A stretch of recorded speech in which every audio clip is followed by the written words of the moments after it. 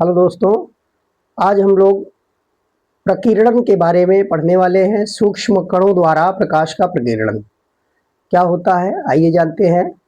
तो हम लोग कुछ प्राकृतिक घटनाएं देखते हैं, जैसे सूर्योदय और सूर्यास्त के समय सूर्य का लाल दिखना या आसमान का नीला दिखाई देना, समुद्री जल का नीला दिखाई देना।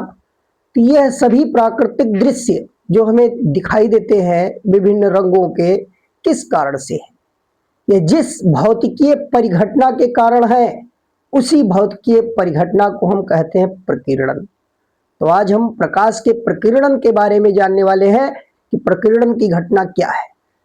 तो वास्तव में प्रकीर्णन वायुमंडल में उपस्थित धूल के कणों या अशुद्धि कणों द्वारा प्रकाश किरणों के अवशोषण कर पुनः उत्सर्जन कर देने के कारण ऐसा होता है।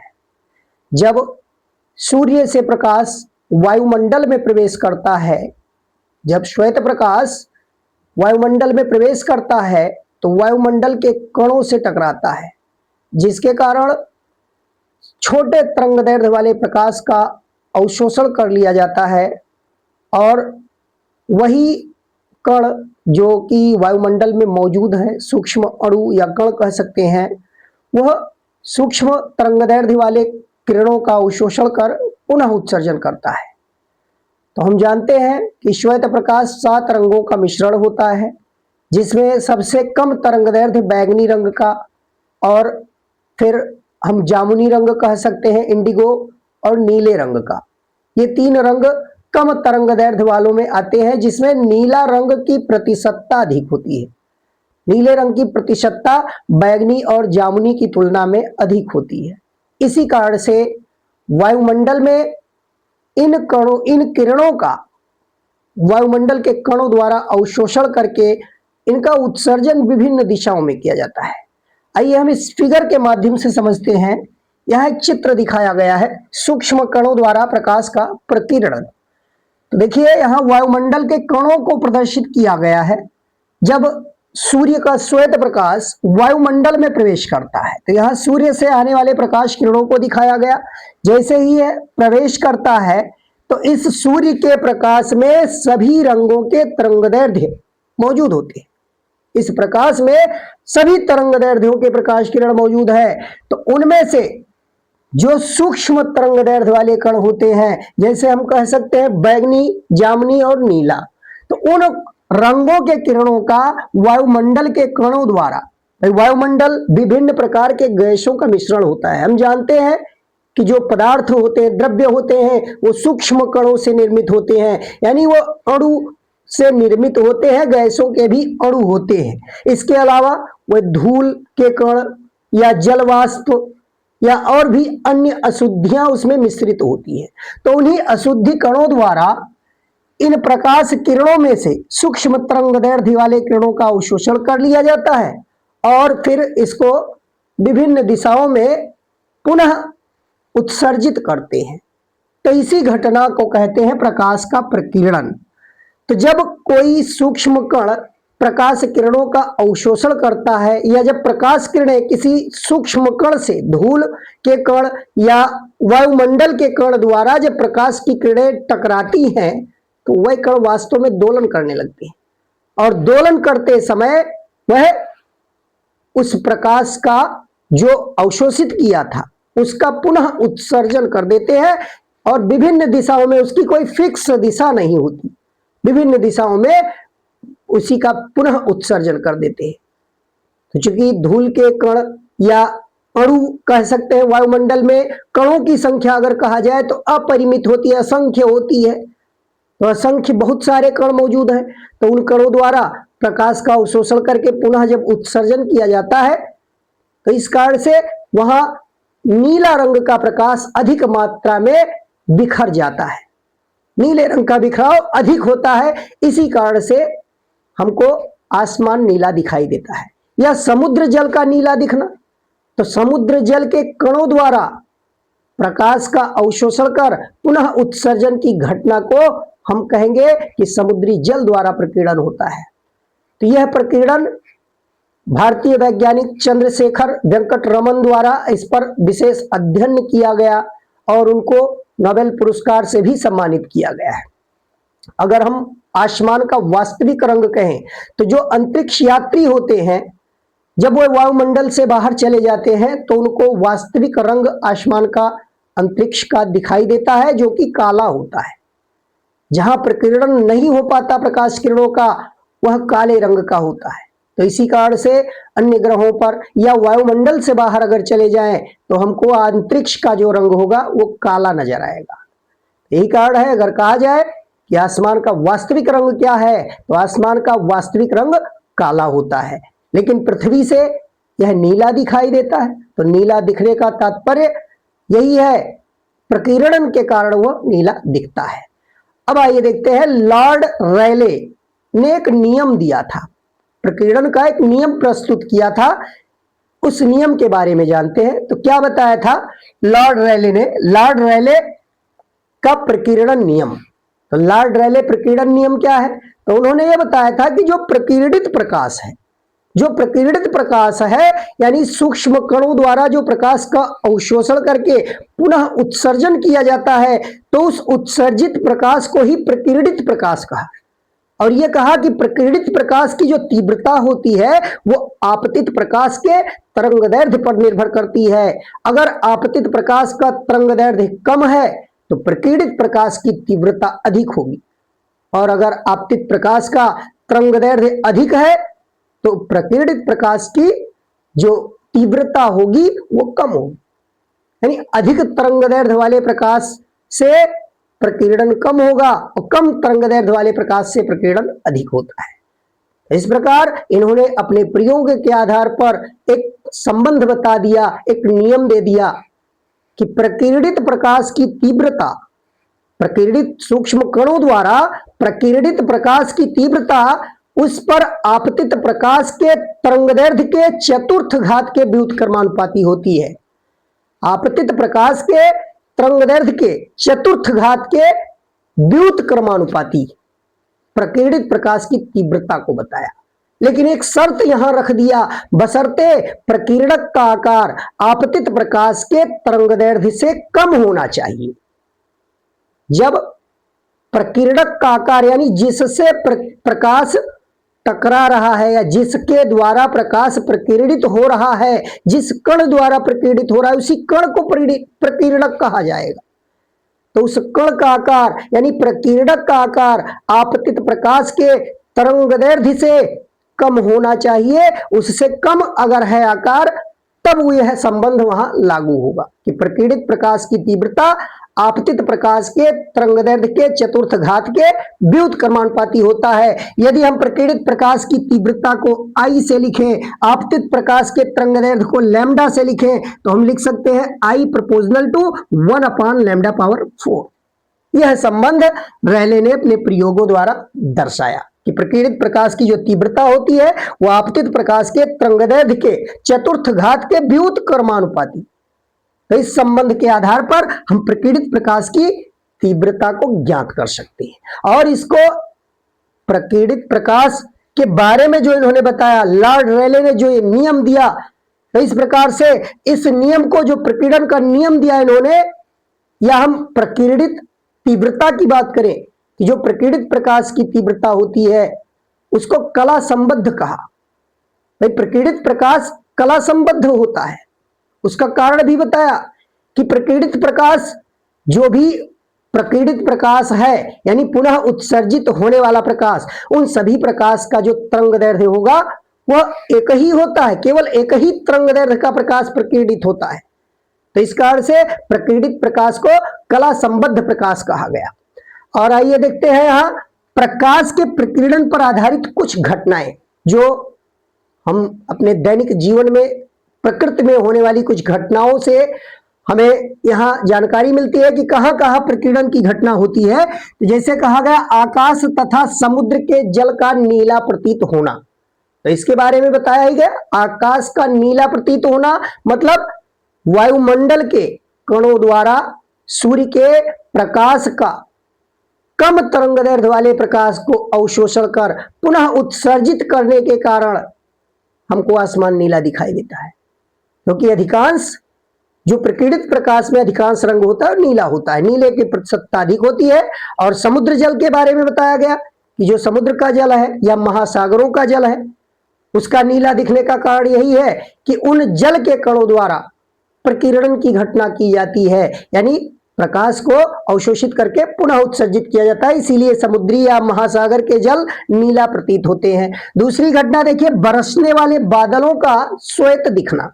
जो बरसने वाले बादल होते हैं वो सफेद दिखाई देते हैं। तो हम जानते हैं कि जो बरसने वाले बादल होते हैं उसमें जल के बूंद मौजूद होते हैं या जल के क्रिस्टल छोटे छोटे मौजूद होते हैं।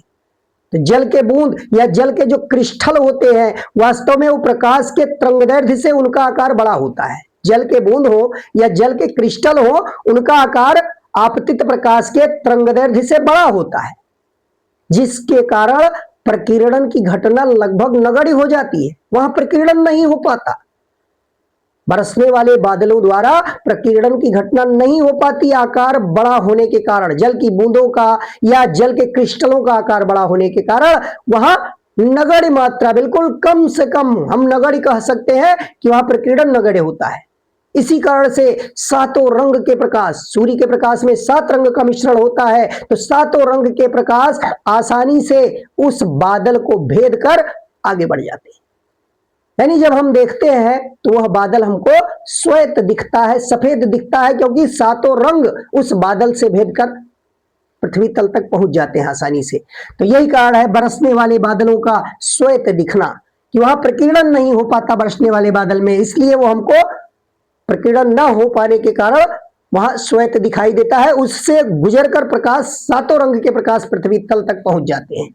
फिर देखिए, सूर्योदय तथा सूर्यास्त के समय सूर्य का रक्ताभ दृष्टिगोचर होना। तो हम जानते हैं कि पृथ्वी इस तरीके से, हाँ, आकार पृथ्वी दिखाया जाए, इसको कह दिया जाए पृथ्वी है, इस पर कोई प्रेक्षक खड़ा है, यहां एक प्रेक्षक ले लिया जाए। अब देखिए, सूर्योदय और सूर्यास्त के समय, सूर्योदय और सूर्यास्त के समय जो सूर्य की स्थिति होती है वो क्षितिज पर होती है, किनारे पर होता है, ये इस तरीके से। और ठीक दोपहर में अगर कहें तो ठीक दोपहर मध्याह्न समय में ये ठीक प्रेक्षक के ऊपर होता है। और पृथ्वी के चारों ओर वायुमंडल मौजूद होता है एक निश्चित दूरी तक, पृथ्वी के चारों ओर वायुमंडल एक निश्चित दूरी तक मौजूद होता है। और सूर्योदय और सूर्यास्त के समय सूर्य की स्थिति पृथ्वी के क्षितिज पर होती है। क्षितिज मतलब किनारा, एक किनारे पर होता है। और किनारे से, क्षितिज से जब सूर्य का प्रकाश आता है हमारे नेत्र तक या प्रेक्षक के नेत्र तक, तो यहां देखिए वायुमंडल में अधिक दूरी चलना पड़ता है। और ठीक मध्याह्न के समय, ठीक दोपहर में 12 बजे की बात करें तो वहां एकदम हमारे ऊपर होता है। और उस समय जब सूर्य का प्रकाश आता है तो वायुमंडल में न्यूनतम दूरी तय करना पड़ता है। तो दोपहर में वायुमंडल में न्यूनतम दूरी तय करने के कारण लगभग अधिकतम प्रकाश जो होते हैं, अधिकतम रंगों के प्रकाश, या हम कह सकते हैं कि कुछ ही जो कम तरंगदैर्घ्य वाले प्रकाश हैं, जैसे बैंगनी, जामुनी और नीला, इन्हीं का केवल प्रकीर्णन हो पाता है, इन्हीं का अवशोषण वायुमंडल के कारण होता है। बाकी सभी रंगों के, अधिकांश रंगों का जो प्रकाश होता है वो प्रेक्षक के नेत्र तक पहुंच जाता है। इसीलिए मध्याह्न के समय सूर्य श्वेत कहें या हल्का पीले रंग का, पीत रंग कह सकते हैं, दोपहर के समय उसका रंग हल्का पीला होता है, या हम श्वेत भी कह सकते हैं। तो श्वेत अथवा हल्का पीत रंग या पीले रंग का दोपहर के समय दिखाई देता है, क्योंकि उस समय वायुमंडल में प्रकाश की किरणों को कम दूरी चल के आना पड़ता है। और क्षितिज पर जब होता है सूर्योदय और सूर्यास्त के समय, सूर्य से आने वाला प्रकाश वायुमंडल में अधिक दूरी तक उसको चलना पड़ता है, अधिक दूरी तय करके वायुमंडल में, तब वो प्रेक्षक के नेत्र तक पहुंच पाता है। जिसके कारण जैसे जैसे वायुमंडल में वो दूरी तय करता है, उत्तरोत्तर वहां प्रकीर्णन की घटना होती रहती है। और सबसे ज्यादा तरंगदैर्घ्य वाला प्रकाश, लाल रंग का प्रकाश होता है, वही अंत में प्रेक्षक तक पहुंच पाता है। बाकी लगभग सभी रंगों का मार्ग में ही प्रकीर्णन हो जाता है, सभी रंगों का प्रकीर्णन होता है उस वायुमंडल के कणों द्वारा। इस कारण से सूर्योदय और सूर्यास्त के समय सूर्य का रंग लाल दिखाई देता है, या रक्ताभ कहा गया। दृष्टिगोचर होना मतलब दिखाई देना, तो सूर्य का रक्ताभ मतलब रक्त का रंग। जैसा कि रक्त लाल रंग का होता है, तो उसी रक्त के रंग के रूप में हमको गाढ़े लाल रंग का सूर्य दिखाई देता है। या ताम्र रंग भी कह सकते हैं, ताम्र वर्ण यानी तांबे के कलर का, जिसमें लाल और पीला का मिश्रण होता है। तो सूर्योदय और सूर्यास्त के समय यही कारण है कि क्षितिज पर सूर्य होने के कारण उससे आने वाले प्रकाश को वायुमंडल में अधिक दूरी तय करने के कारण अधिकांश रंगों के प्रकाश का प्रकीर्णन मार्ग में ही हो जाता है। केवल लाल रंग का तरंगदैर्घ्य अधिक होने के कारण ही पहुंच पाता है, इसीलिए हमको रक्ताभ दृष्टिगोचर होता है। फिर देखिए अगला, खतरे का संकेत देने हेतु लाल रंग के प्रकाश का प्रयोग।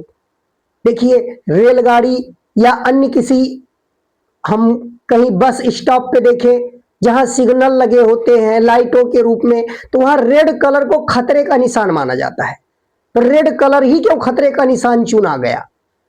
तो जैसा कि हम जानते हैं लाल रंग के प्रकाश का तरंगदैर्घ्य अधिकतम होता है, वो अधिक दूरी से दिखाई देगा, अधिक दूरी से लाल रंग आसानी से दिखाई देगा, उसका प्रकीर्णन कम हो पाएगा वायुमंडल में।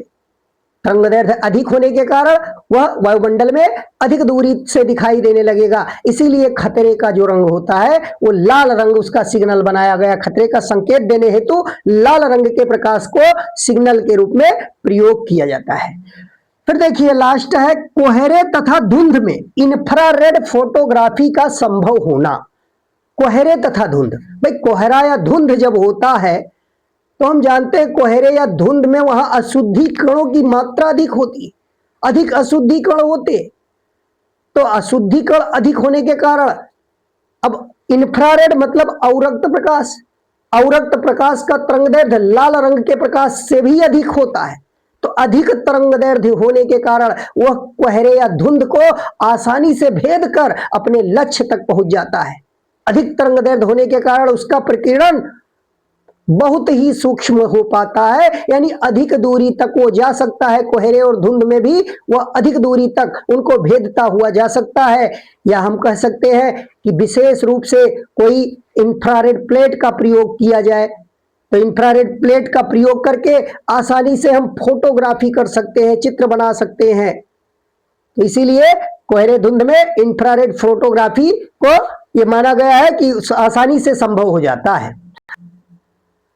अब आइए देखते हैं कुछ महत्वपूर्ण प्रश्नोत्तरी। हम पूरे रे ऑप्टिक्स जितना भी प्रकाश की पढ़ा गया है उसमें अभी न्यूमेरिकल या एमसीक्यू टाइप के प्रश्नों को नहीं सॉल्व किया गया है, तो अब आगे हम इनमें महत्वपूर्ण प्रश्न जो होंगे परीक्षा की दृष्टि से उनको बताने वाले हैं, जिसमें से 10 प्रश्नों की एक श्रृंखला आज हम हल करवाएंगे और फिर अगले क्लास में बाकी और भी प्रश्नों को लाया जाएगा। तो आइए देखते हैं। इस पहले प्रश्न में उत्तल लेंस की फोकस दूरी और फिर बीच में खाली स्थान दिया हुआ है अधिकतम होती है। उत्तल लेंस की फोकस दूरी अधिकतम होती है, मतलब किस रंग के प्रकाश के लिए उत्तल लेंस की फोकस दूरी अधिकतम होगी? तो यहां दिया हुआ है नीले प्रकाश के लिए, हरे प्रकाश के लिए, पीले प्रकाश के लिए और फिर कह रहा है लाल प्रकाश के लिए। तो इसमें कौन सा ऑप्शन सही होगा? यहां कौन सा ऑप्शन सही होगा हमें यही जानना है। तो जैसा कि हम जानते हैं लेंस मेकर सूत्र में पढ़ चुके हैं, 1/f n-1 into 1/r1 minus 1/r2 के बराबर होता है। यानी हम उस लेंस मेकर सूत्र से अगर देखें तो फोकस दूरी अपवर्तनांक के व्युत्क्रमानुपाती होता है, यानी जिस रंग का अपवर्तनांक कम होगा उसकी फोकस दूरी अधिक होगी। तो जिस रंग का अपवर्तनांक कम होगा उसकी फोकस दूरी अधिक होगी। और हमें कह रहा है उत्तल लेंस की फोकस दूरी अधिकतम होती है, यानी किस रंग के लिए अधिकतम होगी? तो जिस रंग के लिए अपवर्तनांक जो होगा कम होगा उसी के लिए हमें चाहिए। अब अपवर्तनांक कम जिस रंग का होगा उसका तरंगदैर्घ्य ज्यादा होगा। तो ज्यादा तरंगदैर्घ्य किस रंग का होता है ये मालूम होना चाहिए कि 7 रंगों के मिश्रण से प्रकाश बना हुआ है और इन 7 रंगों में सबसे ज्यादा तरंगदैर्घ्य लाल रंग के प्रकाश का होता है। तो जिसका तरंगदैर्घ्य ज्यादा है उसका अपवर्तनांक कम है, और जिसका अपवर्तनांक कम है उसके लिए फोकस दूरी उत्तल लेंस की अधिक होगी, अधिकतम होगी। तो उत्तल लेंस की फोकस दूरी अधिकतम किसके लिए कही जाएगी? तो हम कह सकते हैं लाल प्रकाश के लिए अधिकतम होती है, लाल प्रकाश के लिए अधिकतम होती है। अब देखिए अगला प्रश्न, यदि सघन माध्यम में आपतन कोण क्रांतिक कोण के बराबर हो, यदि सघन माध्यम में आपतन कोण क्रांतिक कोण के बराबर हो तो फिर हमें बताना है अपवर्तन कोण क्या होगा। देखिए ये बताया जा चुका है पीछे घटना कि अगर ऊपर माध्यम सघन है, ऊपर माध्यम सघन है और प्रकाश किरण इस प्रकार से आपतित कराई जाए कि आपतन कोण आई क्रांतिक कोण के बराबर हो जाए, तो जब आपतन कोण आई क्रांतिक कोण के बराबर होती है तो उस समय अपवर्तित प्रकाश किरण दोनों माध्यमों को अलग करने वाले पृष्ठ के ठीक समांतर वहीं से प्रकाश अपवर्तित होता है या इसी पृष्ठ पर होता है। तो हम कह सकते हैं यहां से अपवर्तन कोण जो आर होता है वो ठीक 90 डिग्री होता है। हम इसमें ऑप्शन नंबर सी को राइट आंसर कहेंगे प्रश्न नंबर 2 में कि जब सघन माध्यम में आपतन कोण क्रांतिक कोण के बराबर होता है तब अपवर्तन कोण 90 डिग्री होता है। अब देखिए प्रश्न संख्या 3 कह रहा है 4 डायोप्टर और -2 डायोप्टर क्षमता के 2 लेंस संपर्क में रखे हैं, संयुक्त लेंस की फोकस दूरी बतानी है। यहां 2 लेंस संपर्क में रखे हैं और उनकी क्षमता दी हुई है। तो जैसा कि हम पढ़ चुके हैं संपर्क में अगर 2 पतले लेंस रखे हो तो संयुक्त लेंस की फोकस दूरी के लिए फार्मूला पढ़ चुके हैं 1/f = 1/f1 + 1/f2। ये फार्मूला हम पीछे पढ़ चुके हैं। अब यहां से अगर फोकस दूरी को हम अगर क्षमता के रूप में कन्वर्ट करें, क्षमता के रूप में, तो 1/f अगर फोकस दूरी को मीटर में मापा गया हो तो हम सीधे फोकस दूरी के व्युत्क्रम को हम लेंस की क्षमता कह सकते हैं, यानी संयुक्त लेंस की क्षमता जो होगी वो दोनों लेंसों की क्षमताओं का योग होगा।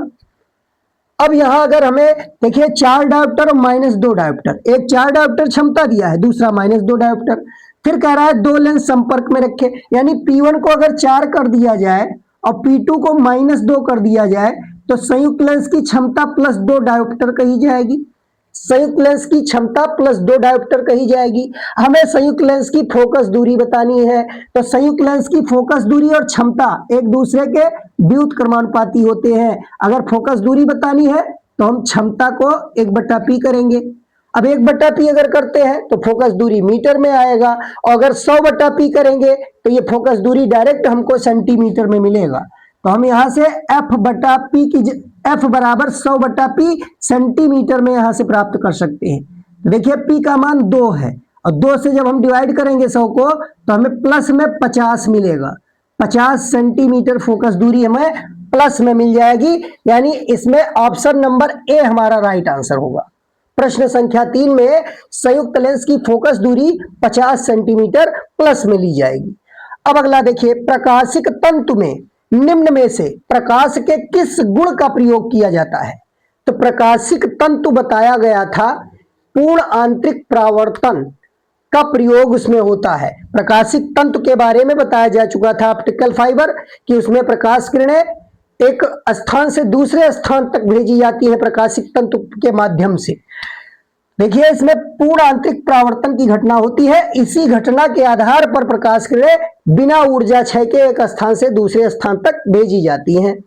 अब देखिए कह रहा है एक प्रकाश, प्रश्न संख्या 5, एक प्रकाश किरण वायु से जल में प्रवेश करती है। एक प्रकाश किरण वायु से जल में प्रवेश करती है, निम्न में से कौन सा अपरिवर्तित रहेगा? यानी यहां हमें बताना है कि इन चारों में से कौन सा गुण अपरिवर्तित मतलब नहीं बदलता। तो देखिए यहां माध्यम जरूर बदल रहा है, वायु से जल में प्रकाश किरणें प्रवेश करती हैं।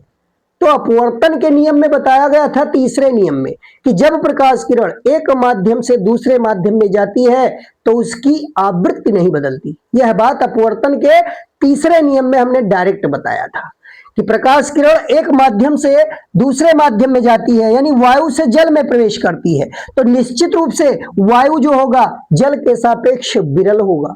वायु में चाल अधिक थी, जल में चाल बदल जाएगी, कम हो जाएगी। आयाम में भी परिवर्तन होगा भाई, आयाम में भी परिवर्तन हो जाएगा भाई, चूंकि चाल बदल रही है, माध्यम सघन हो रहा है तो निश्चित रूप से तीव्रता में भी परिवर्तन होगा, इसलिए आयाम भी बदलेगा। फिर तरंगदैर्घ्य में भी परिवर्तन होगा, चाल बदल रहा है तो तरंगदैर्घ्य भी बदलेगा। लेकिन इसमें बताया गया है स्पष्ट रूप से कि आवृत्ति नहीं बदलती, कि जब प्रकाश किरण एक माध्यम से दूसरे माध्यम में प्रवेश करता है तो उसके आवृत्ति में परिवर्तन नहीं होता, यह सदैव नियत रहता है।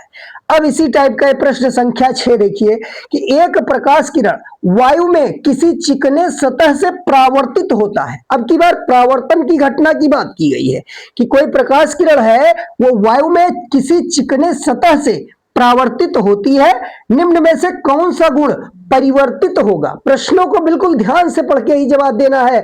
यहां कह रहा है कौन सा गुण इसमें परिवर्तित होगा।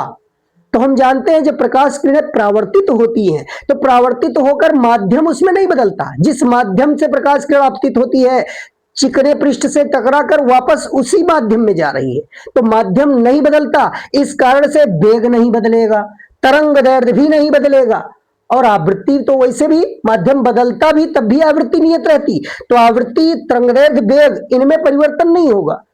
लेकिन जब परावर्तित होती है, टकराती है किसी पृष्ठ से, तो हम जानते हैं वहां प्रकाश के कुछ अंश का अवशोषण भी पृष्ठ द्वारा हो जाता है। यह बातें पीछे बताया जा चुका है। कुछ का अवशोषण होता है, कुछ ट्रांसमिट भी हो जाती है अगर पतला चादर है तो इस तरीके से कुछ प्रकाश किरणों का क्षय होता है, संपूर्ण प्रकाश परावर्तित नहीं होती। इस कारण से उसकी तीव्रता में कमी आती है और तीव्रता आयाम के वर्ग के अनुक्रमण पाती है। अगर तीव्रता घटेगी तो निश्चित रूप से आयाम घटेगा। तो यहां कह रहा है कौन सा गुण परिवर्तित होगा, तो इसमें हम ऑप्शन नंबर बी कह सकते हैं, आयाम बदल जाएगा। अब आइए प्रश्न संख्या 7। 7वें प्रश्न में देखिए क्या कहा जा रहा है। निर्वात में किसी प्रकाश की तरंगदैर्घ्य 6400 एंगस्ट्रॉम है। निर्वात में किसी प्रकाश की तरंगदैर्घ्य 6400 एंगस्ट्रॉम, लैम्डा की वैल्यू दिया है 6400 एंगस्ट्रॉम, ये निर्वात में कही जा रही है। फिर कह रहा है जल में इसकी तरंगदैर्घ्य होगी, जल में तरंगदैर्घ्य बतानी है। तो निर्वात में तरंगदैर्घ्य 6400 एंगस्ट्रॉम है, जल में कितना होगा, और जल का अपवर्तनांक भी दिया हुआ है। जल का अपवर्तनांक 4/3 दिया हुआ है यहाँ पर, तो 4/3 दिया हुआ है। हम जानते हैं जल जो है वो निर्वात की अपेक्षा सघन है, निर्वात में कोई माध्यम नहीं है और जल में माध्यम ये सघन हो गया, तो निश्चित रूप से माध्यम सघन होने पर वहां तरंगदैर्घ्य घटेगा। अब कितना घटेगा, तो इसके लिए सूत्र बताया गया था कि माध्यम में, किसी माध्यम में तरंगदैर्घ्य जो होता है वो निर्वात में तरंगदैर्घ्य और बटा उस माध्यम का अपवर्तनांक। किसी माध्यम में प्रकाश किरण का तरंगदैर्घ्य निर्वात में तरंगदैर्घ्य बटा उस माध्यम के अपवर्तनांक के बराबर होगा। तो यहां देखिए निर्वात में दिया है 6400 एंगस्ट्रॉम, 6400 एंगस्ट्रॉम, और इस माध्यम यानी जल का अपवर्तनांक दिया है 4/3। तो जल का अपवर्तनांक अगर 4/3 है तो यहां देखिए 4/3 जब करेंगे तो ये 3 पलट के ऊपर जाएगा और 64 से 4 को काटेंगे, यहां इसको कैंसिल करेंगे, 4 एकन्नम 4 और ये हो जाएगा 4 एकन्नम 4, 4 छक्का 24 और डबल 0 बढ़ेगा, ये कैंसिल हो जाएगा, 16 चौका 64। अब ये 3 ऊपर पलट के गुणा होगा तो यहां से देखिए लैम्डा m की वैल्यू आ जाएगी 1600 गुणे 3। अब 1600 गुणे 3 करेंगे तो 16 3 4800 एंगस्ट्रॉम, ये हमको आंसर प्राप्त होगा कि उस माध्यम यानी जल में जो तरंगदैर्घ्य होगा प्रकाश किरण का वो 4800 एंगस्ट्रॉम, यानी इसमें option number C right answer होगा हमारा। ऑप्शन नंबर सी में 4800 एंगस्ट्रॉम दिया हुआ है। अब आइए देखते हैं प्रश्न संख्या 8।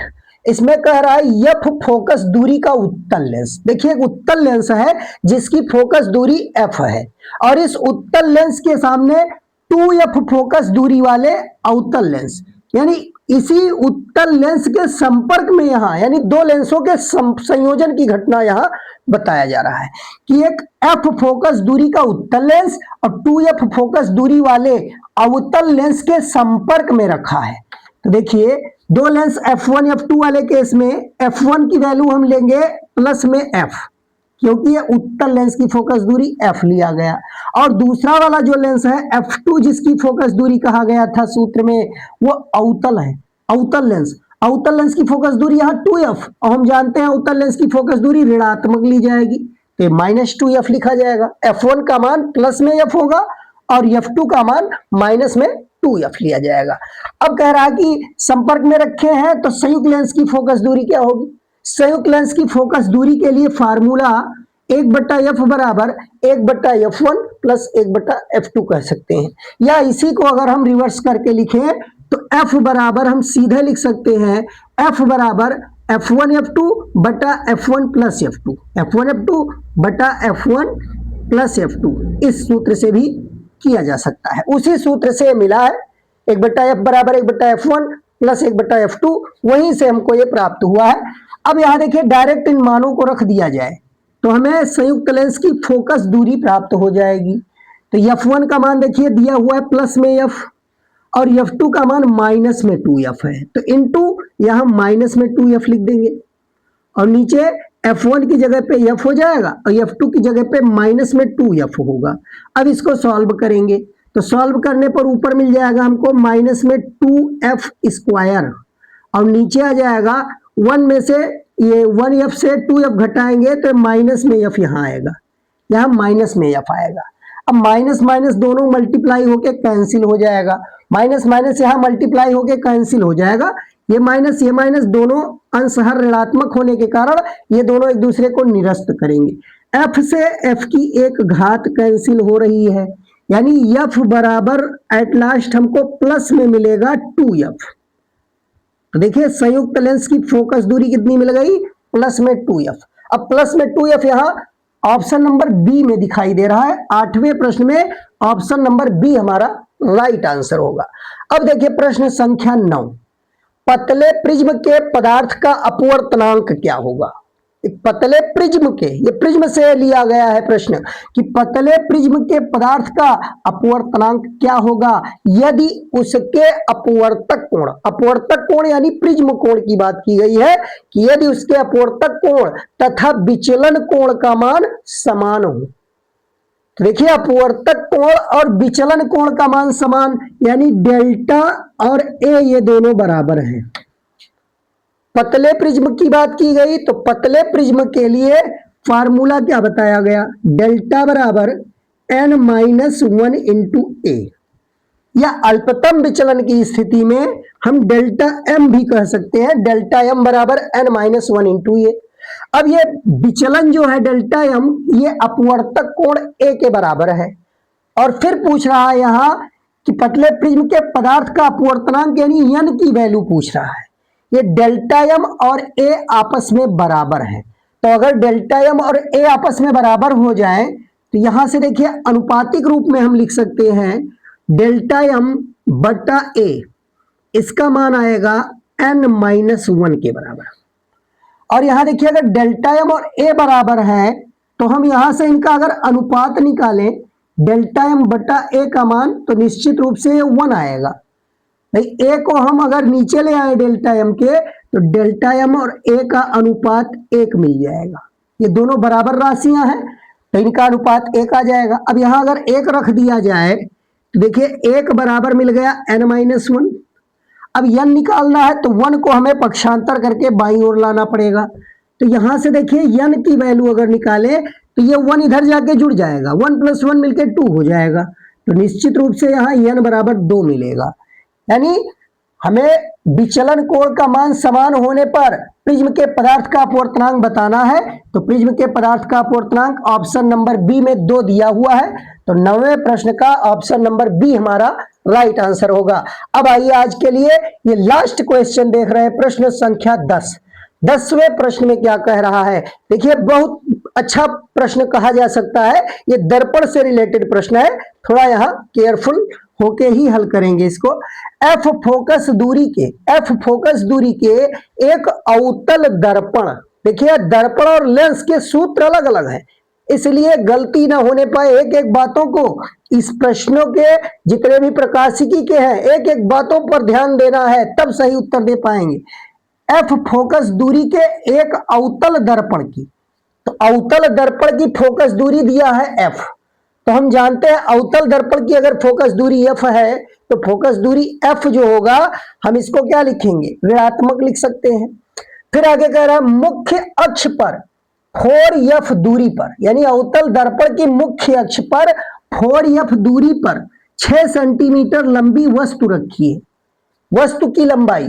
तो यहां देखिए वस्तु की लंबाई को अगर y1 से कहें तो y1 बराबर कितना है 6 सेंटीमीटर, ये 6 सेंटीमीटर दिया हुआ है y1।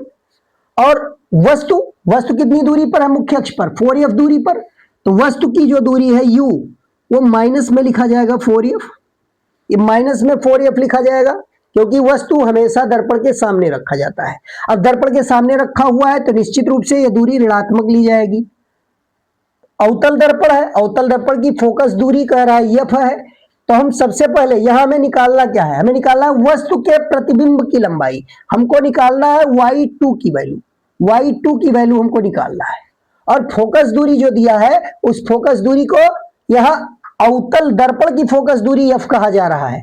तो देखिए यहां अब हम दर्पण का सूत्र यहां इस्तेमाल करेंगे। सर्वप्रथम दर्पण का सूत्र क्या बताया गया है, 1/f बराबर 1/b प्लस 1/u, ये फार्मूला दर्पण के सूत्र में बताया गया है। अब इसमें देखिए हमें फोकस दूरी जो लेना है वो हमें ऋणात्मक लेना है क्योंकि अवतल दर्पण की बात की जा रही है। तो 1/ यहां -f लिख सकते हैं और 1/v हमें v निकालने की जरूरत है। u का मान यहां दिया है -1/4f, यहां प्लस है, यहां देखिए सूत्र में प्लस है लेकिन u ऋणात्मक लिया जाता है। ये -4f जब रखेंगे तो ये प्लस माइनस का गुणा माइनस बना लेगा, अब ये माइनस हो जाएगा। और इसको पक्षांतर करके वापस इधर लाएं, इसको पक्षांतर करके इधर लाएंगे तो निश्चित रूप से प्लस में हो जाएगा। तो 1/4f इधर प्लस में आएगा 1/4f, और यहां देखिए माइनस में 1/f पहले से मौजूद है। अब ये बचेगा 1/v, 1/v बचेगा। इसको सॉल्व करके हम v की वैल्यू अगर निकालें तो v बराबर देखिए क्या मिलेगा, तो एलसीएम लिया जाएगा। पहले 1/b सॉल्व करिए, 1/b इक्वल टू यहाँ एलसीएम 4f ले लेंगे और 4f एलसीएम लेंगे तो यहाँ आ जाएगा 1 - 4, ये 1 - 4 आ जाएगा। और इसको देखिए अगर इसको पलटा जाए तो ये माइनस में यहाँ मिलेगा माइनस में 3 और नीचे अपॉन 4f। अब इसको हम रिवर्स करेंगे तो ये आ जाएगा माइनस में 4f/3, माइनस में 4f/3, ये v की वैल्यू आई है। यानी जो प्रतिबिंब बन रहा है वो -4f/3 दूरी पर बन रहा है। लेकिन हमको बताना क्या है, हमको बताना है प्रतिबिंब की लंबाई। तो अब हम आएंगे सीधे आवर्धन वाले फार्मूले पर। जो आवर्धन होता है वो y2/y1 के बराबर होता है और ये वैल्यू माइनस में b/u के बराबर होती है, माइनस में b/u के बराबर होती है। तो देखिए हमको v भी मालूम चल गया, u भी मालूम है और y1 भी मालूम है। अब y2 इस फार्मूले से इतने भाग को अगर ले लिया जाए तो इतने भाग से हम सॉल्व करके हम निकाल सकते हैं आसानी से, y2 की वैल्यू प्राप्त हो सकती है। तो आइए देखते हैं y2 कैसे निकाले। तो इनमें मान रख दीजिए, देखिए y2/y1, तो y2 यहां दिया हुआ है, y2/y1 की वैल्यू है 6 सेंटीमीटर, तो ये 6 सेंटीमीटर रख देंगे। और फिर आगे माइनस चिन्ह है तो माइनस लगा देंगे। v की वैल्यू आई है -4f/3, तो यहां रख देंगे v की वैल्यू रखेंगे -4f/3, -4f/3, ये हो जाएगा v की वैल्यू। और नीचे अपॉन u, तो अपॉन u की वैल्यू यहां रखना है। तो v की वैल्यू माइनस में थी और u की वैल्यू भी माइनस में 4f है, तो यहां देखिए माइनस में यहां भी 4f रख दिया जाएगा, ये माइनस में भी 4f यहां भी रख देंगे। अब इसको अगर सॉल्व किया जाए तो क्या मिलने वाला है, देखिए सबसे पहले ये माइनस माइनस निरस्त तो हो जाएगा लेकिन एक माइनस अभी भी यहां मिल रहा है हमको। और इसको और सॉल्व किया जाए तो देखिए ये हर में 4f है और ये 4f अंश में है, तो 4f से यहाँ 4f कैंसिल हो रहा है, यानी यहाँ कुल मिलाकर हमको माइनस में 1/3 मिलने वाला है, 1/3। अब इस 6 को अगर इधर मल्टीप्लाई करा दें तो y2 की वैल्यू हो जाएगी माइनस में 6/3। अब 3 से इसको काटिए, 3 दूनी 6 और ये आ जाएगा माइनस में 2 सेंटीमीटर, ये मिलेगा y2 की वैल्यू -2 सेंटीमीटर। तो देखिए माइनस चिन्ह तो ये बता रहा है कि जो प्रतिबिंब बनेगा वो उल्टा बनेगा, माइनस चिन्ह प्रतिबिंब को उल्टा बता रहा है कि उल्टा प्रतिबिंब यहां बन रहा है। चूंकि दर्पण कैसा है, अवतल दर्पण है, तो अवतल दर्पण में प्रतिबिंब वास्तविक बनता है, वास्तविक प्रतिबिंब सदैव उल्टा होता है। तो यहाँ प्रतिबिंब की लंबाई बतानी है, यानी हमें इसका परिमाण केवल लेना है, तो y2 बराबर 2 सेंटीमीटर आया है। तो इसमें ऑप्शन नंबर जो ए है ये हमारा सही होगा। तो इस प्रकार आज 10 महत्वपूर्ण प्रश्नों को हल किया गया और फिर अगले प्रश्नों को हम अगले क्लास में लेकर आएंगे और भी महत्वपूर्ण प्रश्न जो परीक्षा की दृष्टि से बहुत ही महत्वपूर्ण होंगे। तो आज के लिए इतना ही, धन्यवाद।